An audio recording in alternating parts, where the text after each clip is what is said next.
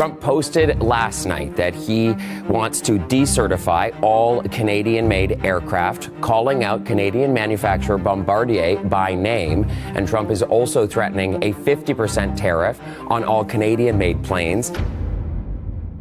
Politics rarely shows up in the cockpit. Yet this story begins with the unsettling idea that trade fights and diplomatic grudges could start influencing which aircraft are allowed to fly. In only a few weeks, a relationship that once looked unshakable has slid into open confrontation, pulling one of the world's most tightly regulated industries into the spotlight. A single online post triggered confusion across aviation circles, rattled markets, and forced regulators to clarify what power politics can and cannot touch. The threat sounded simple, but the consequences reach far beyond tariffs, raising questions about safety, trust, and how fragile even long-standing partnerships can become. The spark came late at night, delivered in familiar fashion through social media, when President Donald Trump issued a warning aimed directly at Canada's aerospace sector. The message accused Canada's aviation regulator of unfairly blocking certification for several Gulfstream business jets built in the United States,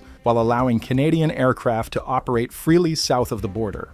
Trump's response was severe. He declared that unless Canada immediately approved the Gulfstream G500, G600, G700, and G800, the United States would move to decertify Canadian-made aircraft and impose a sweeping 50% tariff on any aircraft imported from Canada.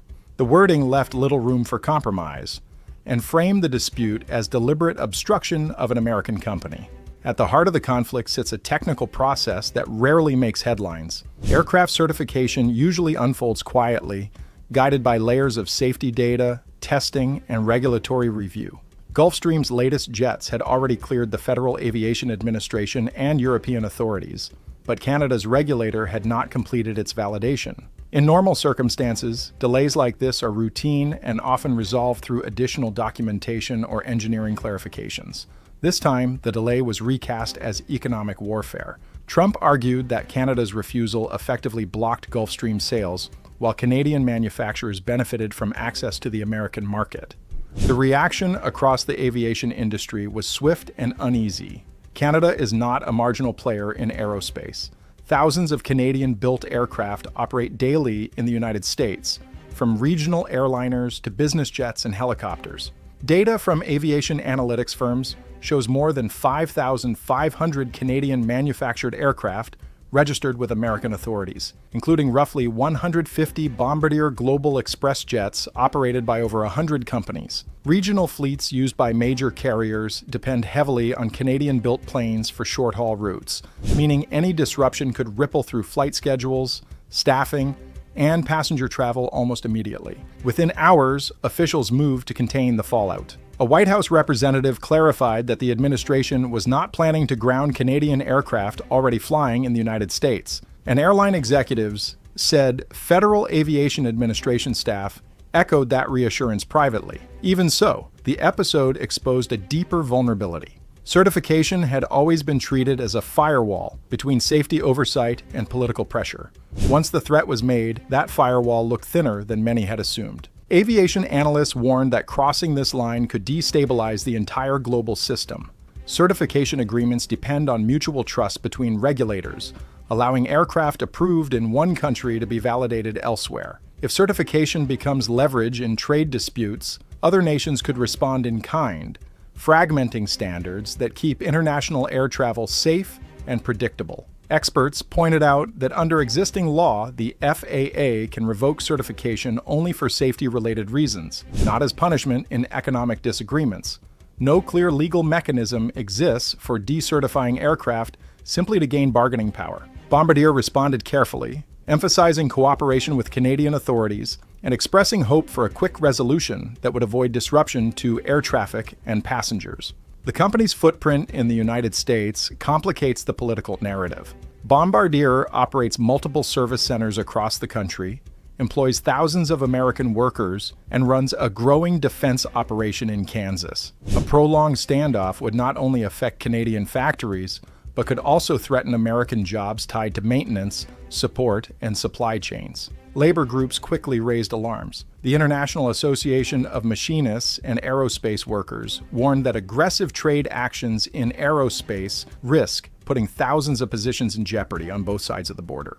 For workers, certification delays and tariff threats translate into production uncertainty, delayed orders, and cautious investment decisions. Even the suggestion of disruption can be enough to freeze contracts and slow hiring. Another complication lies in how aviation authority is structured. The president does not directly control certification decisions, which fall under independent regulators. While administrations can apply pressure or set trade policy, agencies still operate within legal boundaries. Trump has previously issued bold declarations that agencies later implemented in modified forms, sometimes after court challenges or with carve-outs designed to limit damage. That pattern adds another layer of uncertainty, leaving companies unsure whether to prepare for the worst or expect a quieter outcome behind the scenes. The timing of the dispute adds context that goes well beyond airplanes. Days earlier, Canadian Prime Minister Mark Carney delivered a speech at the World Economic Forum, warning that the global trade system built around American leadership was under strain.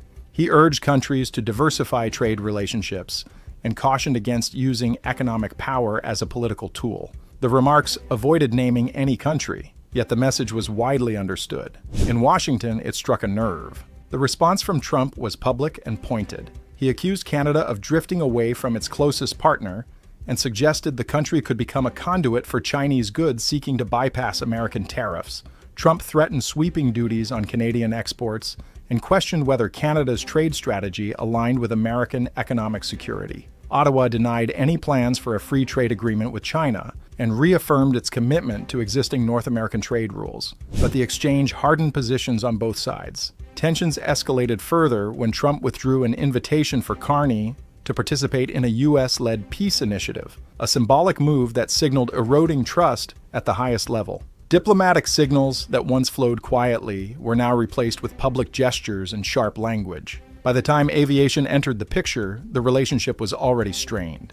Against that backdrop, the threat to target aerospace carried added weight. Aviation is not only a high-value industry, but also one built on international cooperation. Certification processes rely on shared data, mutual recognition, and consistent standards. The shock among experts stemmed from the fear that once safety oversight becomes entangled with political retaliation, it is difficult to separate them again. Memories of the Boeing 737 MAX crisis remain fresh when foreign regulators pushed back against FAA decisions and demanded independent reviews. That episode already tested the credibility of the system. This dispute risks reopening those fault lines on a broader scale. Canada faces particular exposure. Roughly 70% of Canadian exports head to the United States, making diversification an economic priority, but also a sensitive political issue. Aviation, long seen as a crown jewel of Canadian manufacturing, now finds itself in the crosshairs. For American companies, the situation is no less complicated. Airlines depend on stable cross-border supply chains, and manufacturers rely on predictable certification pathways to sell aircraft globally. As markets absorbed the news, uncertainty became the dominant theme. Even if the most extreme threats never materialize, the message alone has consequences. Boardrooms must consider scenarios that once seemed unthinkable. Regulators are forced to clarify their independence, and allies reassess how insulated critical industries truly are from political storms. This confrontation did not start with airplanes or tariffs, but with a warning about the future of global trade and the balance of power. Since then, accusations, retaliatory threats, and symbolic snubs have piled up, turning a disagreement between neighbors into something far more complex. Aviation now sits alongside diplomacy and trade as another arena where pressure is applied. The question facing both countries is how far this approach can go before lasting damage is done. In the end, this moment stands as a test of how aggressively economic power will be used, and how quickly one of the world's closest partnerships can fracture when political forces start steering the controls.